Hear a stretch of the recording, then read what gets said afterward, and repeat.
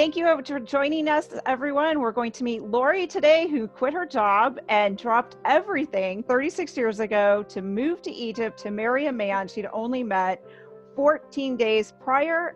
Laurie is known for her killer muffins in Cape Cod and can be seen in Florida eating rum raisin ice cream. So, so there you go. Welcome, Laurie. We've got 7 minutes, so we'll get that started. And so can you just tell us a little bit about why Kenya, why you chose that location, what made it special? All right, so I'll give you a little bit of background. My husband has had a tour company for the past 30 odd years, and he's always traveled to all the different locations, but I worked, and so I had to stay at home with the kids. Then when the kids got old enough that we could take them on some of these more exotic vacations, our first one was Kenya and Tanzania. And I didn't want to go. I was saying, oh my God, no, it's going to be like a zoo. It's going to smell. I don't like the animals. And from the moment I stepped foot in those countries, it was life-changing, truly. People say, oh, how could you go there? There's so much poverty. And it's true, there's a lot of poverty, but the things that we see are just wilderness and animals and solitude, tranquility.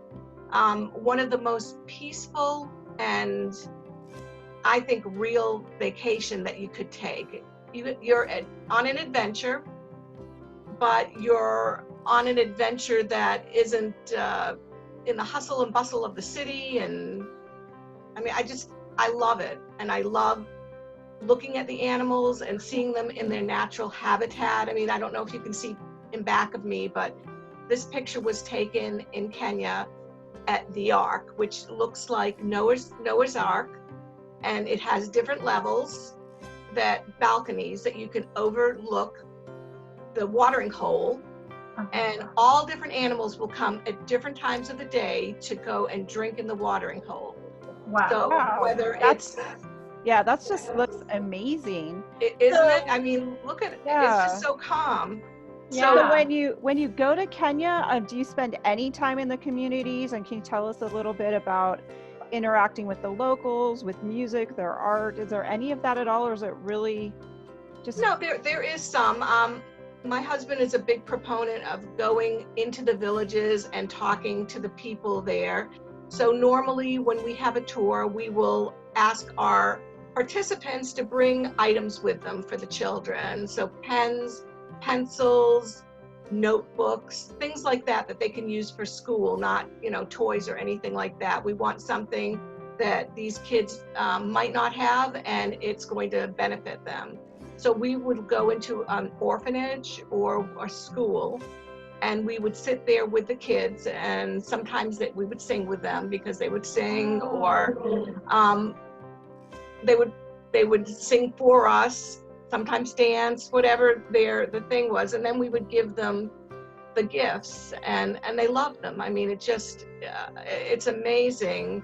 And then everybody has a chance to put some money in the till for the orphanage itself, to help people.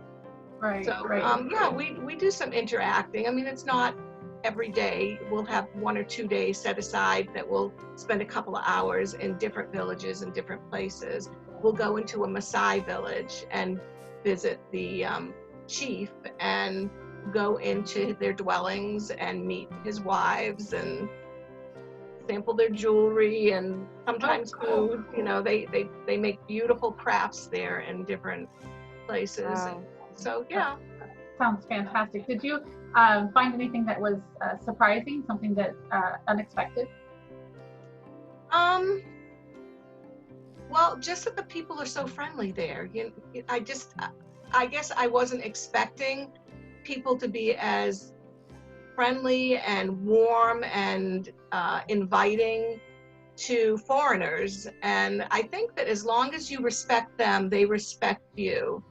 And that's a really big thing about traveling, is that you get to go to different countries and you learn about their cultures. One of the things about America is that we are so segregated from all different areas, different countries. Where if you live in Europe, Right. you're in part of the European Union. If you live in Africa, you can travel all over. We're just so segregated, and we just see America. We don't go and look at different cultures. So I think that we learn to be intolerant of the different cultures when you don't go to visit them. And then when you do, you realize we're all the same. We are all the same. We all cry, Right. we all smile, we all play.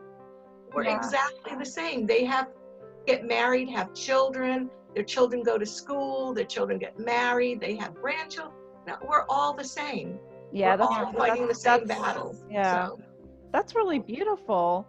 So has there been a travel mishap or something that you would advise people when they go to Kenya? well, we had one lady we had a smoker on our trip, and one of the things is when we went to the border between Kenya and Tanzania, which is called Namanga, you're not allowed to take any pictures there, and you know, as I said, respect for the cultures. Right. Well, she went in there, and while waiting in line to get her passport, she's smoking.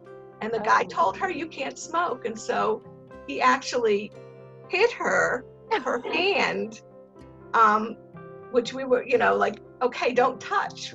She was going outside, and my husband had to intervene, you know, by yelling at the man, like, you don't touch my people. Right. You know, you told her not to smoke. She went outside. You don't go and hit her, you know. So that was probably the worst situation we ever had, because you never know, like, how that's going. Well, no, I will say another one. Ethiopia. My husband is extremely friendly, and he likes to go and talk to all the locals. So he went up to this man, very old man, who had a spear it was a spear. And so my husband kind of grabbed it from him and said, can I see this? And he takes it and he throws it. And when he did, the spearhead fell off. And the man was incredibly angry with him and wanted money from him. And he's saying it was broken anyhow. Yeah. So things like that. Avoid the spears. Avoid the spears. Yes. Avoid the spear. Don't touch other people's stuff. Oh, there's our 7 minutes. Look at that. And, that was quick. It was, and I'm so glad you got that last little story in, because that's amazing. Yeah. Thank you so much, Laurie, for sharing oh, you're welcome. Kenya with us. And I love the stories you had about the people, because we always think about the animals there, but I think that's also one of the things that I like about travel, is interacting with the other locals. Absolutely. And seeing our similarities and differences and so forth. So that was beautiful. So for the listeners, please subscribe below, and you can continue to travel with us and with real people and real stories. So thanks so much.